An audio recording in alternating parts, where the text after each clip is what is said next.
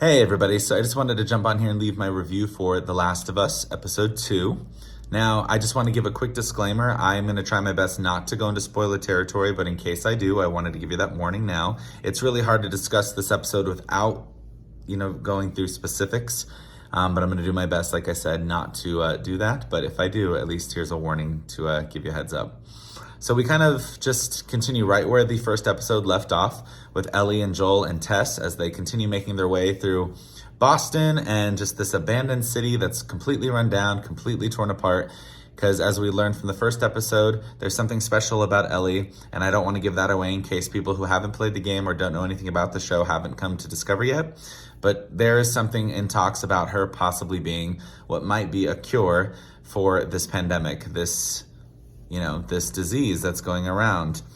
And what's interesting about this is that, Joel and Ellie, and Tess, all of them, they're not exactly getting along right at the beginning of this. However, as soon as they start moving forward and they see that even though Ellie has been bitten and nothing has come about it and she's recovering very nicely, and I keep showing my wrist because this is where she was bitten, right around here, everything in terms of the bite mark is starting to heal, which leaves them hope that perhaps she could be the key, the source exactly in which the world needs right now, given the fact that there's nothing else that is curing what's been spread. So she could be the meal ticket finally. And Bella Ramsey does a wonderful job here. Like I had said last time, she does a wonderful job playing the character. Just to reiterate, I have not played the video game, The Last of Us, but I do think that these characters, in terms of what I've watched and what I've just kind of done my research on, they play it pretty well, especially Bella Ramsey and Pedro Pascal. Doing an excellent job thus far. I'm really excited for episode 3, but episode 2, just to kind of get back into that, was really great. I thought visually and the set design and production-wise, they did an incredible job in terms of just making you feel as if everything is deserted, as if we are really in a post-apocalyptic almost world where nothing is there except flesh-eating zombies. And this episode was even more anxiety-inducing than the first. Once we start to see, I believe they're called the clickers, if I'm not mistaken, we see these just disturbing creatures, which are, once were human, but now are zombies, and their faces open in this really graphic looking display, which I had jokingly said look like really daunting looking flowers. So I have to give, all the credit to the prosthetics team, the makeup department, everybody that did that job on these actors' faces to make that very lifelike and very creepy, because I was terrified. I think what's happening so far is just really great and exciting. I'm excited to see where this goes. There is a character, which again, this is the part where I don't want to spoil, has an unfortunate and early demise, which makes me very sad. I didn't want to see this, but of course I knew in terms of, sacrifice and letting these characters kind of proceed in order to complete the mission that they're currently on, it had to happen.